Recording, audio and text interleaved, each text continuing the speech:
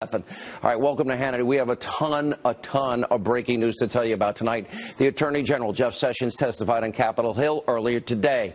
If you're Hillary Clinton and you're on the left side of the aisle, you should be very worried tonight. It is becoming very clear an investigation into the Clinton Foundation, Uranium One, and other issues are happening. Also tonight, we will explain a Hannity investigation into crooked Hillary Clinton's web of corruption. You see all this? We'll explain that. I promise you, information you will not get anywhere else. We will connect the dots for you. We'll tell you how all roads in the major Democratic scandal lead back to one person, Hillary Clinton. She is at the center of everything. We will break it all down. We have a lot to get to, so let's get started tonight. A very important breaking news opening monologue.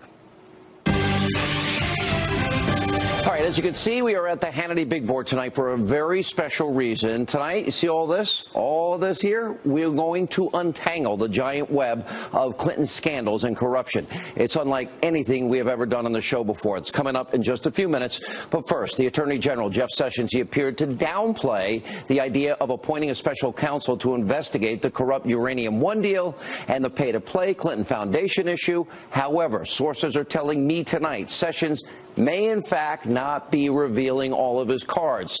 Now, I can tell you this tonight from what I am hearing. Investigations may already be underway, and things apparently are moving very quickly. Now, keep that in mind while you listen to this exchange between Ohio Congressman Jim Jordan and the Attorney General Jeff Sessions about appointing a special counsel. Watch this. What's it going to take, if all that, not to mention the dossier information, what's it going to take to actually get a special counsel? It will take a factual basis that meets the standards of the appointment of a special counsel. Is that analysis going on right now? Well, it's in the manual of the Department of Justice about what's required. We've only had two.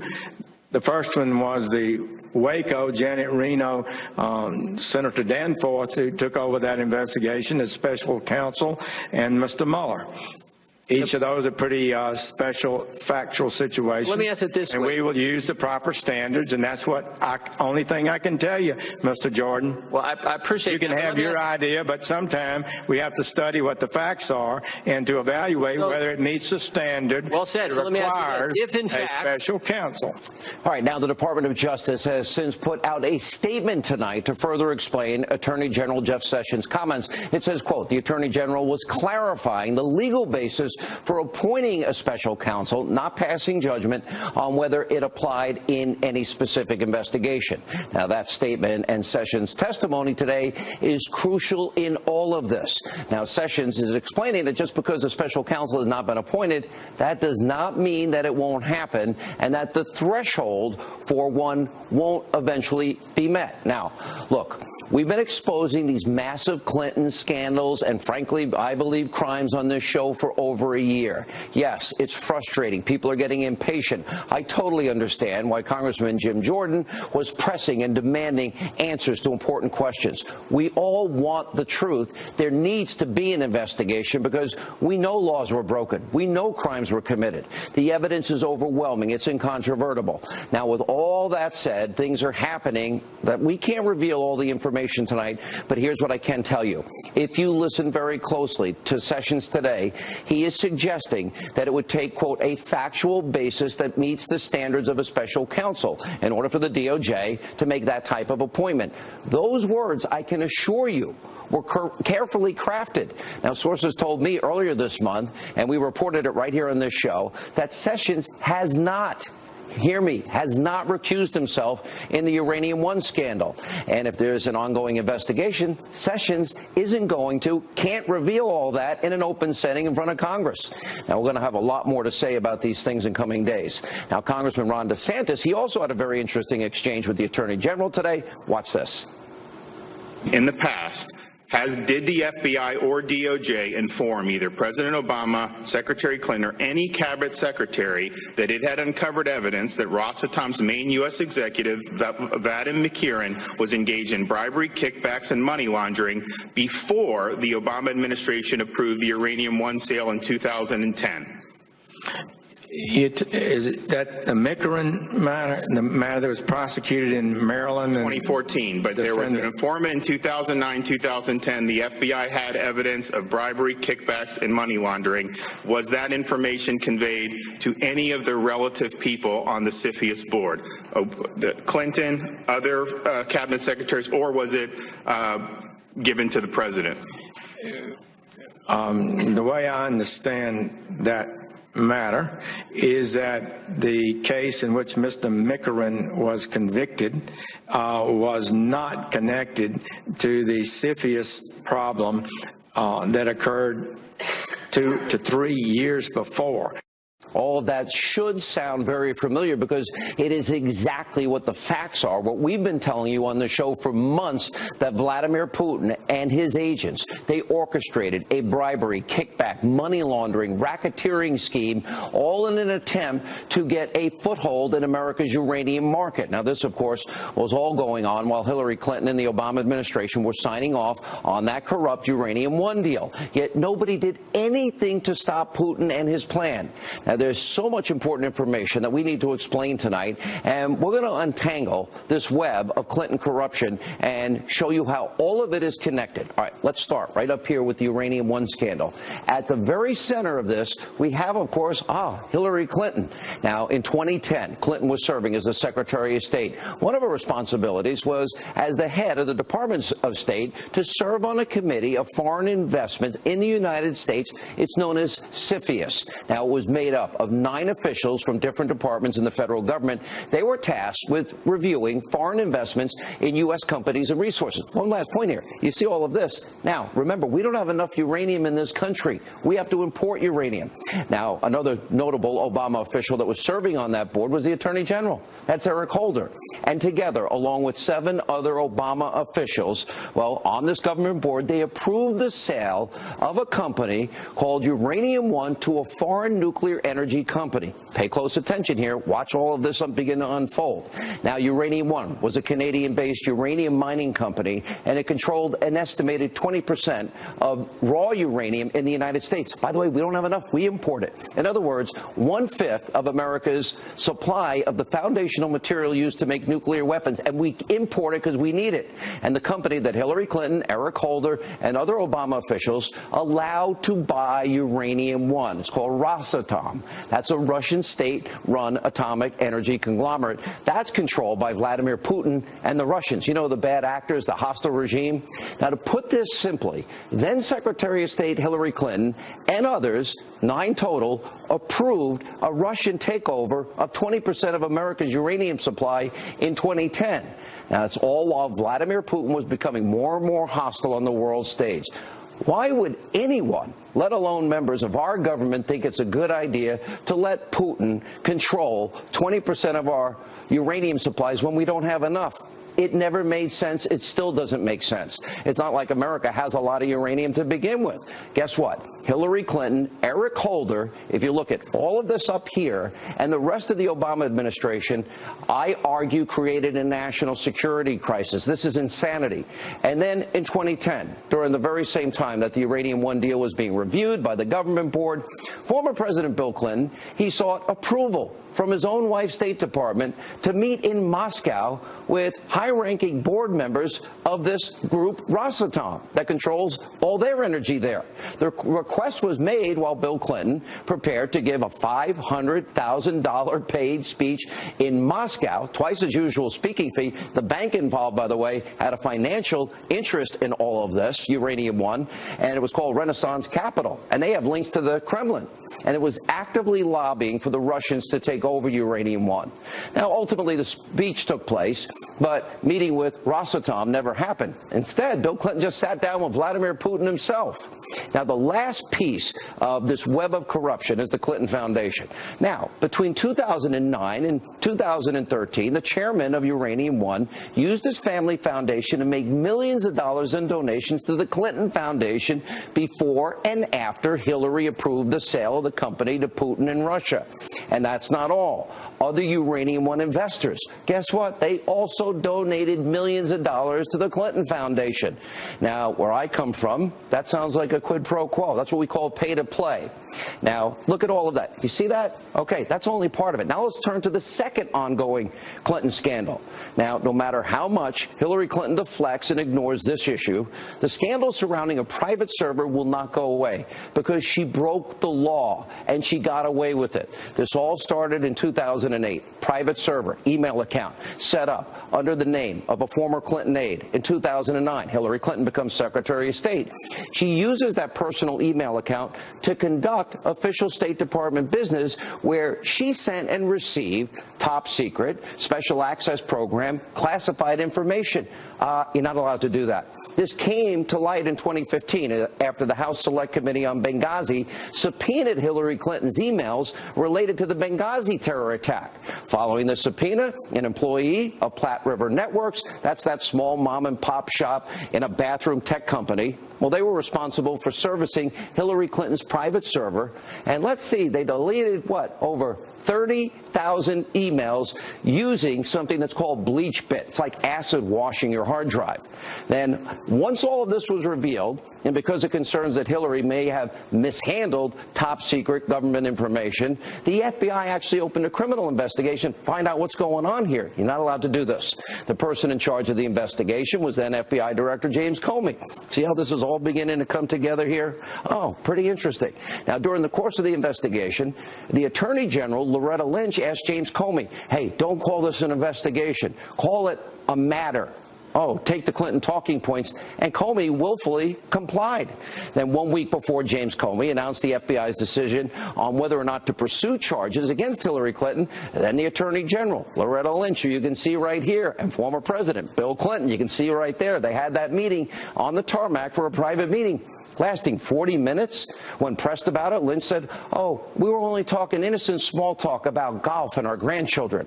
And then after a week of this meeting, a week after, Comey announced the FBI would not recommend charges for Hillary Clinton, even though he spent a good 13 and a half minutes explaining how Clinton had top secret, a special access program, classified information stored on that unsecured server that anyone could have hacked. And by the way, we believe 5 foreign intelligence agencies did.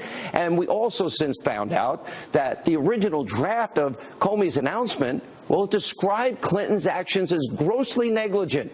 Okay, that is the legal standard. But then after 3 drafts, it was changed to extremely careless. They didn't want to cite what the actual law said. And we also know that Comey made his decision not to recommend charges against Clinton before he ever interviewed the key witnesses in the case, including Clinton herself. The fix was clearly in. And that's why all of this here needs to be investigated. Look how important, look how this all begins to tie together. One common thread? Hillary Clinton. Now, a third scandal involves Fusion GPS and the fake news Russian propaganda anti-Trump dossier. Now, of course, at the very center of this scandal, there you go, it's Hillary Clinton again. And during her failed run for the White House, the Clinton campaign paid millions and millions of dollars to a law firm. It was named Perkins Coie for legal fees. Now, the Clinton-controlled DNC also paid millions of dollars to the same very law firm during that same period. A lawyer within the firm then employed a consulting company, you've heard about it, Fusion GPS, which in turn utilized the services of a former foreign spy. There's Christopher Steele. Steele used the current and former Russian government sources to create the now infamous, totally discredited, fake news, Russian lies, propaganda, misinformation dossier. That was all in an attempt. They paid for it, she paid for it, to influence you, the American people, and the election, and lie to you and propagandize to you. Now, prior to the election, this dossier was secretly shopped around, eventually ended up in the hands of Senator John McCain. McCain passes the document to the FBI Director, James Comey, and now there are concerns that this fake dossier was used as evidence in order to justify a Russia collusion investigation into the Trump campaign. In other words, was this dossier actually used in a FISA court to get a warrant to surveil the Trump campaign or an opposition party? This dossier was not made fully available to the public until BuzzFeed ended up publishing it on January 10th of 2017, well after the election. Well, now we turn our focus, see this? Another one, another troubling scandal, and questions that are raised over a former Democratic IT staffer. Now we begin this time with Florida Congresswoman Debbie Wasserman Schultz. Change of pace, one of Hillary Clinton's top allies in the Democratic Party. Now, she employed an IT staffer named Imran Awan. Now, Awan and several of his relatives, all right, they all worked for congressional Democrats as IT staffers for years, and they reportedly earned between $2 and $4 million, all while having access to House servers. And earlier this year, well, news broke of an investigation into Awan and his family. They were double billing. How did they do that? And stealing House equipment. Democratic lawmakers rightly fired Awan and his relatives, and he was denied access to the House servers. But as Fox News has reported, Debbie Wasserman Schultz, she kept him on her payroll. Then in March of this year, Awan's wife and their children flew to Pakistan, where Awan had been sending a lot of money. And finally, Awan was arrested in July at Dulles Airport in Virginia. He was trying to board a flight to Pakistan and was charged with bank fraud, all while some fear that he was responsible for exposing House Democrats' information online. Now, meanwhile, Debbie Wasserman Schultz is defending her decision to keep this guy on the payroll despite the fact that he was under investigation and only fired him after his arrest. And now, in tonight's final, if you will, scandal, we have more shocking evidence when it comes, she's back, to Hillary Clinton as it relates to the fix being in.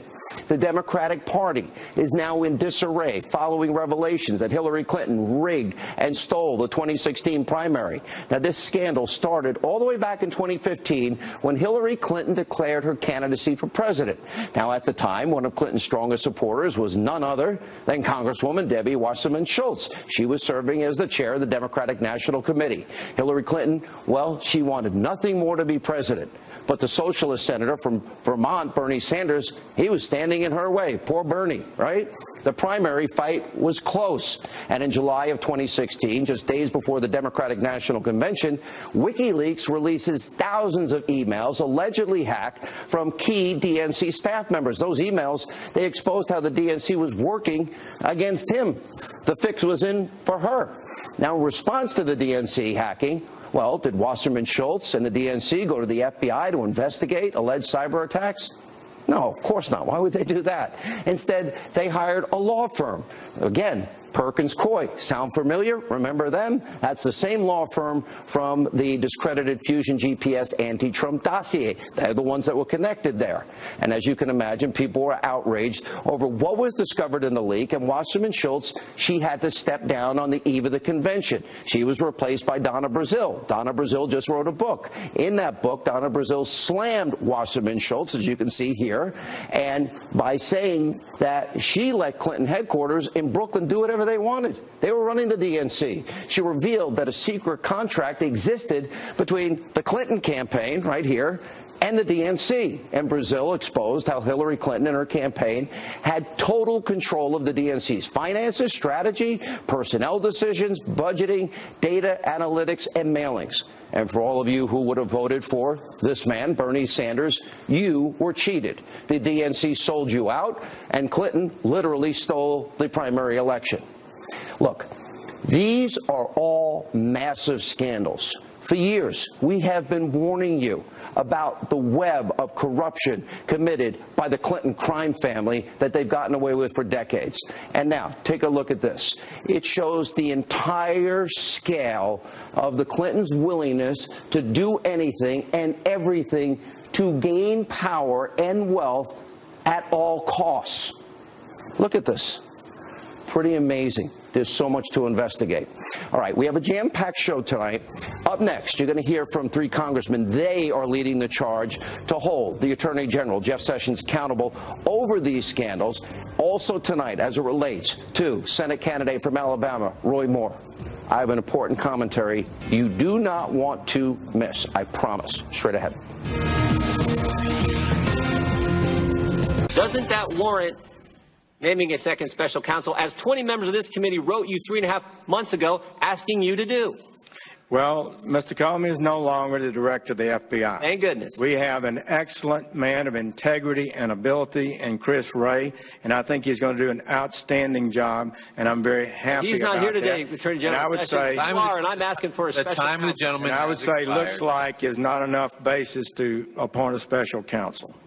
All right, that was Freedom Caucus member Ohio Congressman Jim Jordan today grilling the Attorney General Jeff Sessions on why the Justice Department has not appointed a special counsel to investigate the scandals I just outlined for you surrounding Hillary Clinton. Congressman Jordan is here, along with Florida Congressman Matt Gaetz and Ron DeSantis. Thank you all for being there. All right, Jim, let me start with you. Yeah. A week ago Friday, my sources, multiple sources, told me, A, he did not recuse himself from Uranium One. B, I have sources telling me that there is and has been an ongoing investigation. Do you believe that to be true? Well, we hope the second part is true, but the first part, whether he's recused himself from Uranium One issue or not, he gave contradictory answers to my colleague, Mr. Gaetz, under his questioning today. So we'll see. The key is, though, but in fairness, is it something he would be able to tell us? It would not, correct? Well, on one hand, he said he was not recused from that. On the other hand, he said, well, maybe I'd have to check to see if I'm supposed to be recused from that. So, again, Mr. Gaetz asked him those questions, and within that same 5 minutes, he said two different things. Matt, Congressman? Sorry. Yeah, I mean, Jim's absolutely right. We had a lack of clarity from the Attorney General, and just like you're frustrated, Sean, we're frustrated. We've been calling for 3.5 months for an investigation into these scandals, because if we allow them to continue, we erode the rule of law. The Attorney General at one point said that he would have the power to appoint a special counsel, and then later he said he wasn't sure, and that may be subject to a recusal. So we left today without a straight answer on whether or not there would be a special counsel or even what the time frame would be. That's frustrating. Let me go to the substance, Congressman DeSantis, about all of this. I won't regurgitate. It took me 20 minutes to lay this all out tonight. There's so much detail, but to me, the evidence is so overwhelming. The idea that we've spent a year and there's no evidence of Trump, Russia collusion. Dianne Feinstein said it a week ago on Chris Wallace's show. And here we are, a year later. No smoke, smoke, smoke, no fire, fire, fire. The evidence here is overwhelming. Fusion GPS, Uranium One, the email server scandal. Comey should be investigated. Your thoughts? Well, you're right, Sean. I mean, let's just take Trump-Russia collusion. Not only is there not evidence of collusion, but we know that, or we think that the dossier that was used to justify some of this surveillance was done through the Democratic Party paying Christopher Steele, and obviously he had to pay some of these Russians to be able to get some of this information. We need to know, and Jeff Sessions would not answer, whether the FBI paid Christopher Steele for that, how much did they pay him, and whether they used it for the FISA warrant. Don't we have a right to know? Doesn't the American taxpayer have a right to know if they paid this guy that paid Russians for salacious lies about Donald Trump to influence the election and the American people, to propagandize, lie, misinformation, distort? Don't we have a right to know? I think we do. Absolutely. Well, Sean, that would be the... This is the American taxpayer. We need to know what the FBI is spending money on, and if you look at it, if, in fact, this was Democrat Party funded, you have the FBI working with one political party against another, and, oh, by the way, in collusion with Russians who are providing this information. And, Congressman Jordan, it's the very thing they've said that Donald Trump did, and they have no evidence. It won't be the first time the left accuse us of what they're actually doing. Look, we don't know if this happened for sure, but everything points that way, and Ron's exactly right. If one major party is working with, financing and working with the FBI to go after the other major party, taking a National Enquirer type document, turning it into an intelligence document to spy on Americans associated with President Trump's campaign, that is as wrong as it gets. And again, if that doesn't warrant investigation, if that doesn't warrant a special counsel to look into it, I do not know what does. To me, Congressman Gaetz, it is this serious. Are we going to have in America today a dual justice system, or are we going to have equal justice under the law? Because if I deleted 33,000 emails that were subpoenaed by Congress, if I used BleachBit, if I destroyed devices with a hammer, how does the FBI director Mueller at the time know Russian agents of Putin are trying to corner the uranium market? We have to import uranium. We don't have enough. 9 people sign off on this thing. Then you got the transfer of money with people involved back to the Clintons. And then they funded a phony dossier full of Russian lies to hijack an election. And now we know she already hijacked a primary. The poor Bernie Sanders. He got ripped off. It was rigged from day one. Sean, you're absolutely right. And this is what makes the American people sick. This notion that there is one set of rules for the Clintons and another set of rules for everybody else. And you look at this investigation. When we look at this investigation, you've got the very people who may have been involved in keeping information from Congress, keeping information from the CFIUS process, but they're in the process of investigating the President of the United States. They're undermining our democracy now when they very well may be witnesses to the actual collusion with one of the participants in the 2016 election, Hillary Clinton. This better happen. Last word, Congressman DeSantis. Well, I think everything you laid out, Sean. Uranium One, we're working hard in the Congress. We're bringing the informant in. We're going to get his documents. We're going full bore on that. We will get the stuff for Fusion GPS. They're going to have to turn that over. And then finally, Comey and his memos and how he exonerated Hillary. We're getting all of that information, and we can't let up. All right, guys, thank you. We're not letting up. All right, when we come back, we will continue to give you news and information and facts you can't get anywhere else, sadly, because the news media in this country is so abusively biased. We'll check in with Peter Schweitzer. He first broke the Uranium One story. Sebastian Gorka will weigh in. Tonight, I have a very serious, important announcement about Roy Moore as we continue.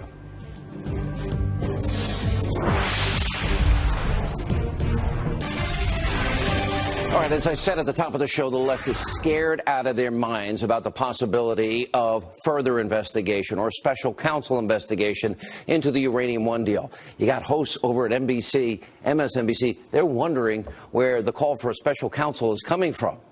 You're going to love this. Take a look.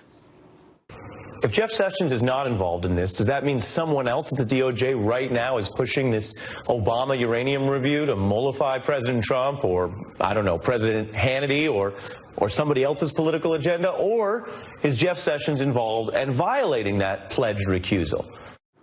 President Hannity. I like the sound of that. It just for a second, it sounds good. No, it would be the fact that America imports uranium because we have a short supply. We don't have enough. Why would we ever give it away? And remember, we were promised it would never go overseas. It went to Canada, it went to Europe, and it likely went to Asia. Joining us now, the man who got this started, author of the book, Clinton Cash, Peter Schweitzer, Fox News contributor, former deputy assistant to the president, Sebastian Gorka. Peter, you got this started. You watched this unfold today. I want to get your initial reaction. I also want to talk about, I want you to give us the money aspect to this as it relates to the Clintons, who paid who, when, and where, and how active and involved were they in this deal? Well, look, Sean, I've always felt that the evidence is very clear, and I don't quite know what the hesitation is at the Department of Justice. There are several facts that no one debates. Fact number one, you have the Kazakh uranium minister Mukhtar Zakashev in a 2010 video deposition describing in great detail how Bill and Hillary Clinton shook him down and shook down Kazakh officials to compel them to give uranium assets to Frank Justra, who is the founder of Uranium One. Nobody disputes that. That is clear. We now have this whistleblower that's come forward who reportedly has audio recordings of Russian officials talking about using bribery to get favors from the Clintons, giving donations to the Clinton Foundation. That is yet to appear, but I think that's going to be pretty strong. The third part of this ingredient is we have the actual flow of money, tens of millions of dollars to the Clintons as this deal is going down. I would dare say, Sean, anybody in Washington, D.C. in elected office, from President Trump to Vice President Pence to members of Congress or the Senate, if that body of evidence existed, there would be an investigation today on corruption charges and bribery. I just think it's that crystal clear. Hey, Dr. Gorka, let's go back to the simple part of Uranium One in this sense. We import uranium, the foundational material for nuclear weapons. That means we don't have enough. Why would anybody ever think it's a good idea to give Vladimir Putin 20%, especially as we have now learned through investigative reporting, Putin's agents in America were involved in bribery, extortion, racketeering, money laundering, and kickbacks. These are now facts. Mueller knew it, and Eric Holder knew it. Why would we give away uranium or rights to uranium when, in fact, we need uranium? Why? Because the key people involved in that sale were paid off to the tune of millions. I want to make a statement here, Sean. Peter needs to be recognized for the person that put this all together. But what you just did in the 2 segments ago, those graphics, Sean, I pray to the good Lord that one day they will be used in a court of law to bring justice back to America. The New York Times, CNN, the Washington Post will not show you the truth, and you and your team put it out there so everyone can see it. I've said it before, and it made the left blow up, but I'll say it again. The Rosenbergs were executed for giving away the secrets on how to make a bomb. The Clinton crime cartel sold those things that you need to make a bomb, which is American uranium. And they gave it to a Russian government that is in league with rogue nations. But none of that should ever have been sold to anybody. Mueller knew as the FBI director. It was an FBI informant. That means Holder had to know. They have not only his 4+ years experience as an undercover agent informant, they also have tapes, and they also have documents, and they also have emails, and they slapped an NDA on this guy. It was like putting a muzzle on him. Wait till he now discloses this. I'm imagining this is devastating. Sebastian first. Look, you've done the amazing mapping of all the corruption, the pay for play, the email server and everything else. You can do it again with simply network analysis. Look at who was in key decision-making positions for the last 8 years. Look at the connections between the directors of the FBI, Comey, Mueller. Look at the AGs, Holder, Lynch. Look at who, this is really important. Look at who Rod Rosenstein's best buddies are for the last 10 years, and the fact that he's still at the top of the Department of Justice today in a Trump administration. Just the network analysis tells you that there is something rotten in the heart of Denmark, and it is now time to clean it out. It is so extensive because I keep talking about this dual justice system, Peter. It is the dossier, propaganda, bought and paid for by Hillary, the DNC, uranium. It doesn't make sense to give away our uranium, ever. I'll give you the last word. Yeah, you're exactly right, Sean. And look, the Clinton defense thus far has been pitiful. Essentially, they say, first of all, well, 9 government agencies reviewed this. It's no big deal. That has nothing to do with bribery. The fact of the matter is bribery exists whether it's a close vote or not. The second defense is Hillary Clinton saying that she was not involved in this decision. I'm sorry, but she does not have a great track record of speaking the truth. And the person that they sort of prop out, Assistant Secretary of State Fernandez, to say she was not involved in this decision 4 days before he first made that statement, Sean. He's in the Podesta email saying he wants to do whatever he can to help Hillary Clinton get elected. He's not a disinterested party. This has to be investigated. Media's been so wrong. The day of vindication is getting closer and closer. Mark my words. Jay Sekulow, John Solomon, Sarah Carter are next. And I have an important message tonight. New developments in the Roy Moore case. You don't want to miss what I have to say. It's too important. Straight ahead. As we continue tonight on Hannity here with reaction to today's hearing with the Attorney General, Jeff Sessions, Attorney for President Trump, Jay Sekulow, The Hill's John Solomon, Circa News' Sarah Carter, and of course John and Sarah have been at the forefront of this investigating reporting on all of these issues. Jay is an attorney. First, let's get your reaction. Made the point. Go ahead. Jeff Sessions made the point, both in a letter that was sent by the Department of Justice to the committee, as well as in his testimony, that they are going to be looking at these issues that have been reported now extensively involving Uranium One and the Clinton Foundation. I think what's interesting here is there's a lot of discussion about whether there'll be an appointment of a special counsel, and there may be. May be determined under the Department of Justice guidelines that a special counsel is necessary to evaluate that because of the FBI, Department of Justice, role in the approval process on Uranium One. So it raises the specter of the possibility of a need for a special counsel here. But I think, look, the Department of Justice is obviously looking at it. It's serious, and I think that's good for the country. People need answers. And, John, you reported with Sarah way back when. You went right through it. That, in fact, by the way, Sarah's mic's down. So we're trying to fix her audio. Sarah, you're on television. Don't do that. Oh, you're back? Sorry about that. I'm back. No, I can hear you now. We lost Sarah's audio. I'll ask John first, and we'll check your audio again. All right, but John, from the very beginning, is it possible when you first reported on warrants, FISA warrants, other warrants, that maybe the phony dossier was used? Maybe, that would be bought and paid for lies used in a court to surveil an opposition candidate. Could it get that bad? Well, the Senate Judiciary Committee, Chairman Chuck Grassley, asked this question months ago, and the FBI and the Justice Department have yet to answer the question. And I think people want to know that answer. There were two things that struck me about the hearing today. First, General Sessions said there were 27 criminal leak investigations. Finally. A 300% increase over the 9 that had been done in the 3 years before. Does 300% sound familiar, Sean? Remember back in the summer when Sarah and I were reporting the total number of searches on American records? 300%. That's what happens when Americans' records get unmasked. They get searched. The temptation to leak increases. Listen. Second thing. He fumbled. Finish. Go ahead.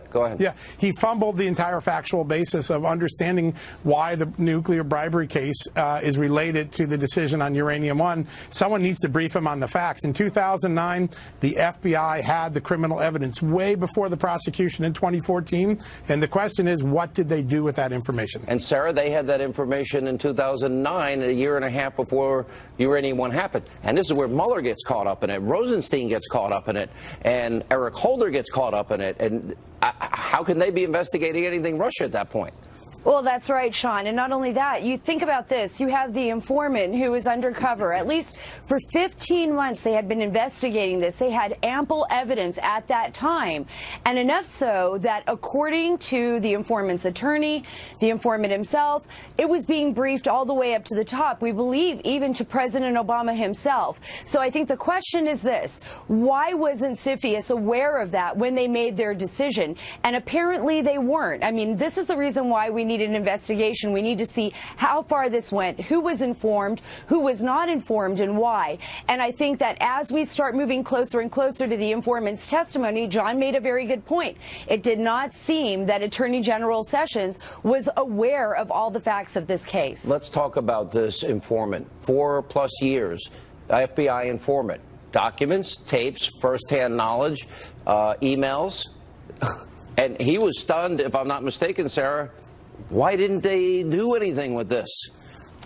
Well, exactly. And remember, this isn't an informant that they had to strong arm. This isn't somebody that did something wrong that the FBI got to turn around. I mean, this is somebody who approached the Justice Department and said, I have information. I know what's going on. I'm a patriot. I want to deliver that information to you, and I want out. And it was the Justice Department and the FBI who asked him to stay on. Please stay on. Please continue to help us build a case. And he did. And he did for 4 years. Jay, what's your reaction? Well, let me go back to something you said earlier that I think has to have everybody concerned here, and that is if in fact FISA warrants were issued by a FISA court based on the Steele dossier, we've had a fundamental miscarriage of justice and puts a serious risk into our whole constitutional basis upon which these courts are supposed to operate.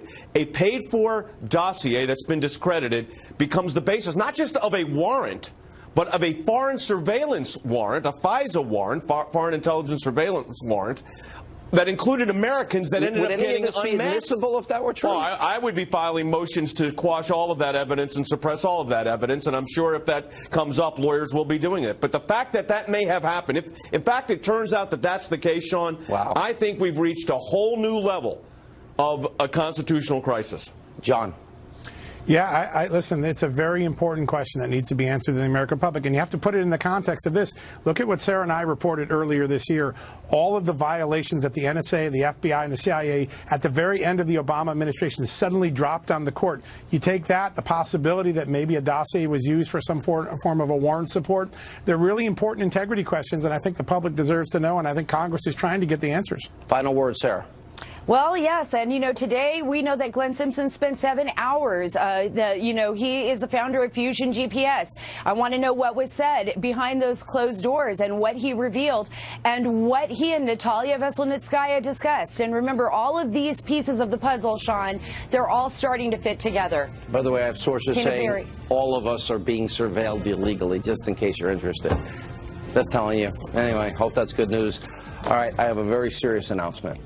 It deals with Roy Moore. When we get back, you don't want to miss it. All right, welcome back to Hannity. Before we close tonight, I want to address the new, very serious sexual misconduct allegations against Judge Roy Moore. If you watch this program regularly, you know I do not and will never rush to judgment, because we have seen the media and politicians get it wrong so many times. I've outlined all of that. Now, in light of new information about Judge Roy Moore, we have to address this issue again tonight. We should be troubled by two things in this case. When the Washington Post story first broke, I said that the allegations should be taken seriously. They should be fully investigated. This is a 14-year-old girl. We need to discover the truth. I also said I can understand when women wait years to come forward because of the evil that in cases where they are guilty, the men are guilty, it's evil trauma. I can understand people having a difficult time talking about it, even years later. So this past Friday, I had Judge Roy Moore on my radio program, and I methodically, step by step, went through point by point every allegation against him and let him respond. Listen to part of that interview. The Washington Post alleges that back in 1979, when she was 14 years old, that she had sexual encounters with the then 32-year-old Roy Moore. What do you make of these allegations? Well, Sean, first let me say this. These allegations are completely false and misleading. Would it be unusual for you as a 32-year-old guy to have dated a woman as young as 17? That would be a, 15-year difference, or a girl 18. Do you remember dating girls that young at that time? Not generally, no. You don't specifically remember having any girlfriend that was in her late teens even at that time? No, I don't remember that, and I don't remember ever dating any girl without the permission of her mother. And I think in her statement, she said that her mother actually encouraged her to go out with me. Now, he gave a third answer. For me, when he said, well, not generally, not without permission of the mother, it seemed inconsistent. And a lot of other people saw the same thing. It took 3 times. On the third time, he unequivocally then denied that he had ever dated somebody in their late teens, even though I was pressing again and again. Now, here yesterday, we have another accuser that came forward. She is alleging that Roy Moore sexually assaulted her when she was 16 years old and he was in his 30s. Here is how Judge Moore responded to that accusation. I want to address what's been brought out on television today by Gloria Allred and a client that she has about things I allegedly did. I want to make it perfectly clear. The people of Alabama know me. They know my character. They know what I've stood for in the political world for over 40 years. And I can tell you without hesitation, this is absolutely false. I never did what she said I did. I don't even know the woman. I don't know anything about her. He denied knowing this fifth accuser, but this accuser has now brought forth a yearbook that Moore appeared to sign, quote, to a sweeter, more beautiful girl. I could not say Merry Christmas. Love, Roy Moore, DA.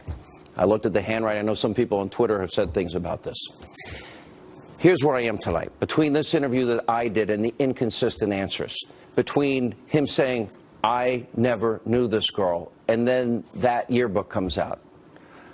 For me, the judge has 24 hours. You must immediately and fully come up with a satisfactory explanation for your inconsistencies that I just showed. You must remove any doubt. If you can't do this, then Judge Moore needs to get out of this race. This country has way too many issues and problems. The American people deserve 100% truth and honesty. We need correct answers the first time on issues this serious. Judge Moore, you owe that to the people of Alabama, the Republican Party that you represent, and to the country which is suffering under so many problems.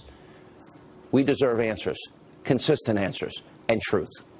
Thank you for being with us. Stay with us here on the Fox News Channel. Laura Ingraham, there she is. Hi.